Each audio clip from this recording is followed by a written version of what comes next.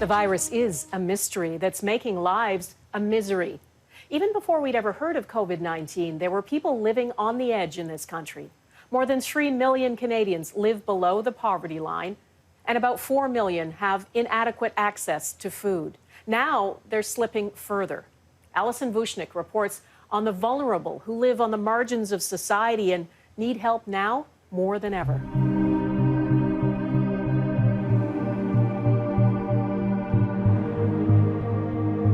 Here, the pandemic cuts through, exposing the cracks, the inequities that have long existed. The borough of Montreal North is one of the most devastated areas in the country. The COVID-19 infection rate is close to double the average. We can see that COVID-19 is hitting communities that are socially and economically marginalized or disadvantaged hardest. Among those who already live in difficult situations with lower incomes, many are also frontline health and essential workers. All that contributed to the spread. They're working in occupations that already paid very little, but now have been deemed essential, right? And because of that, because they already didn't have savings and they have families to support, they have to go to work to put food on the table. Living in multi-generational, racially and ethnically diverse and high-density settings. People start to realize that the disproportionate impact that COVID-19 has on certain population groups. While Canadians were told to stay inside, many of the most disadvantaged had little choice. I think about people that don't have access to a car, for example, so they have to take public transit. So they might just have to be in settings where they are mixing with other populations at a greater frequency, and that's going to increase risk of infection. These critical issues are called the social determinants of health. Social and economic factors like income, discrimination, access to quality food, healthcare, and education.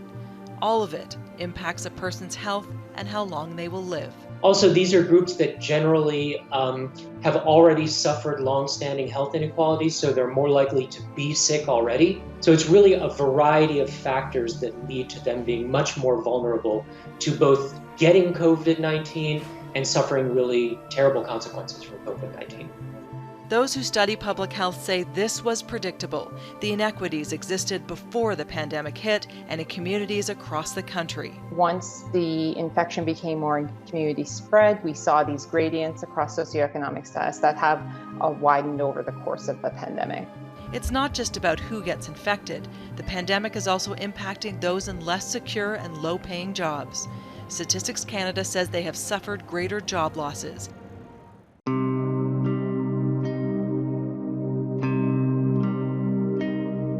In the shadows, they are suffering.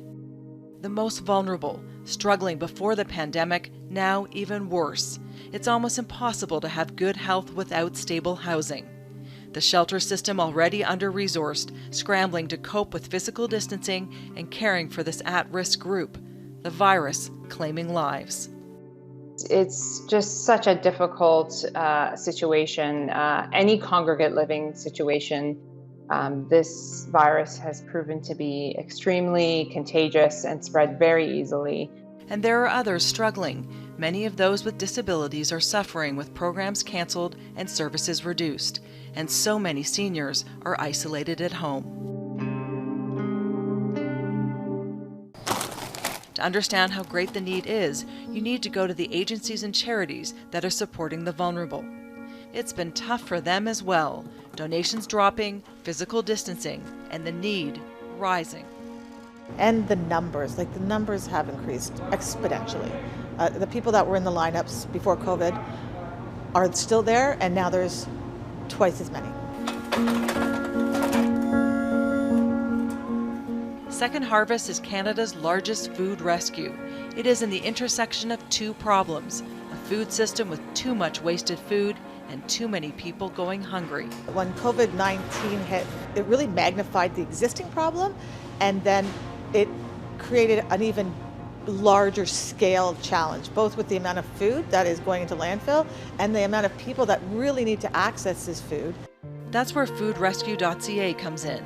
If someone has food to donate anywhere in the country, they are connected with a charity in their local community who needs it. Over 60,000 organizations in Canada, 60,000 use food in their program, charities and nonprofits. So we need to map those charities with the 58% of surplus and lost food to make sure that it goes through the system.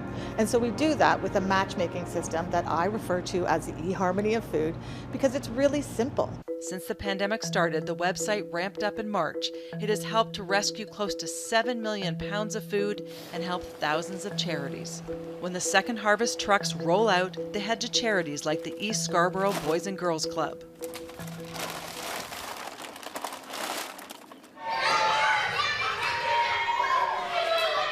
These halls, usually loud and lively, now quiet. The Programs and Center is a lifeline for so many. From children to seniors with its multiple programs, it helps close to 6,000 children and youth every year. It's unprecedented. Now the help is coming in a new form. The club is receiving additional food from Second Harvest, then packaging hampers. It's been a huge challenge, but an opportunity, I think, across the sector and for us locally to look at how we can scale up our services to make sure we are not letting anyone fall between the gaps. Twice a week, staff members are personally taking the food to families who need it, so far delivering more than 5,000 hampers. Dami Lola is trying to keep her 7-year-old busy and safe. As a single mother, she's still working from home, but her hours have been cut back. Paying for rent and food and all the bills is no longer possible. Then you start to worry about, okay, your finances, what's going to happen, your credit card, what are we going to do about that? And then your rent. Thank you. So for the first time, she's receiving food hampers twice a week. They do help every week, so that's a very good initiative and we're grateful. Okay, you're catching up to me. She's grateful and this works for now, but if her rent returns to a full amount and her income is still reduced, she could get into trouble fast. If I was paying my full rent and groceries, there's no way I can meet up because there are more bills to pay and then the income is not enough at this time. Back at the Boys and Girls Club, they know people are anxious and need more help. They are now offering education supports and virtual activities. We've started to do analysis across the community through our assessments, and the reality is that looking at the metrics, it may take almost a year of these continued emergency type supports to support families so that they can balance out and resume some type of normalcy. And that raises a critical part of the social and economic factors of health, data, to see who is being impacted and how best to help. But the collection of this information in Canada has been inconsistent at best. When we are missing data on segments of the population that are at risk, it really hinders our ability to make sure that our responses are protecting those people, or in worst case scenario, not making the situation more risky for certain groups in the population. It also means we need to be better prepared for targeting help before the second wave of infection starts. The one thing about infectious diseases is that we neglect groups of the population. That means that the outbreak will continue. At any point in time, to understand that anyone being affected means everyone could be affected. That challenge could also present an opportunity. In place of saying reopening, we say reimagining. And I think one of the ways we need to reimagine our society is in a way that will reduce the deleterious impact of these social determinants of health. Almost every single health problem you can think of really breaks down along socioeconomic gradients, and the most vulnerable people always bear the worst brunt of these health problems. This might be a sort of small window when we can reimagine society to break that cycle. There's lots of help needed, lots of things to fix. With me is Dr. Andrew Boozary. He's Executive Director of Health and Social Policy at Toronto's University Health Network. Doctor, at the start of this pandemic, the virus was referred to as the great equalizer. That's not really true, is it? No, Dawna, the more and more we're learning, the more and more we're seeing, there is nothing equalizing about COVID. It is really a cruel exposer of longstanding inequality and poverty. We're seeing this concentrate with the data. We're hearing this with the stories. But really, none of this is surprising. But that's also what's compounding the crisis and what's making it even more worrisome. For people who aren't on the front lines like you are, Can you explain how the lack of safe housing and poverty intersect to put people at greater risk of getting COVID-19? COVID has, torn back the curtain on any sort of way to ignore this, of any sort of way not to see the connection. If an individual is experiencing homelessness, they do not have places to physically isolate. They are constantly at risk. They are constantly in situations where they're not able to also have any usual or what we would hope for healthcare delivery or healthcare access. And then I think the other challenge on this has also been it's for the underhoused, right, as well, that we're seeing these issues of where physical distancing is a privilege. It has not been afforded to all. And what we're seeing it come up with COVID is that it's really coming at the cost and the expense of the poor. There needs to be an opportunity for individuals to have the human dignity and the protection that we would expect and demand for everybody living in Canada has not played out. So I think, again, there is incredible heroism by the individuals who are experiencing this every hour of the day, who have had to look out for family members, for themselves. There is incredible courage by the frontline shelter staff, by community workers who are in shelters, who are in the facilities to do all that they can to help individuals, from our healthcare workers in hospitals. But really what we're seeing is that this is not a fault of any individual. These are not faults of any collection of individuals, but these are structural issues and system level elements that have now been exposed, that have been, I would argue, exposed for a long time, but are now really unignorable. We're starting to open up the economy now. How are marginalized people in society more at risk as that happens? Are they more at risk as we start to open up? Or have some supports been put in place for them? Are there safe places, for example, for them to quarantine or recover if they've been sick?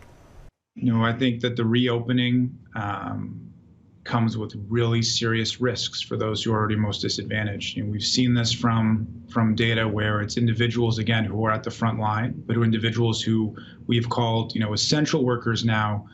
But for a long time, we also had no issue calling unskilled or minimum wage. But they have had maximal courage in doing what they need to do to allow whatever parts of the economy have stayed open, whatever parts of services have stayed open, have really been through the courage and dedication of these workers who we've deemed essential. And I hope that we also continue in that same respect and that same view of the things that they need to happen. And really, I just think it's about individuals being able to have the confidence and trust in the system as things reopen. The economy will never come back to life if there's no confidence. And I think that the other piece of this is we will never see the health outcomes we want if there's not trust in the system, that people are not going to be overlooked, that people are not going to be neglected, and people are not going to be, essentially sacrificed for certain parts of the economy to restart, while individuals, again, have been under chronic neglect. And now it's not hard to connect the dots as to the risks that they're under. Do you think that we're opening up the economy too quickly? Those who are most at risk of this with the opening of their economy are racialized, marginalized populations. We've seen this with personal support workers, again, where this has long been known that it's usually racialized women in these situations who've been under precarious employment, not having the control and autonomy that we would hope for everyone working in our healthcare system. They've had to have, this courage and this dedication for years. And again, COVID has blown the top off any of these issues of where people have been in precarious work, where people have been in unsafe work conditions. And so again, when the economy reopens, it's those individuals who will be at the forefront. It's those individuals who will face the consequences. And I think, again, we have to go back to decide, what do we owe each other? What elements, what levels of protection need to be in place before we can safely reopen the economy?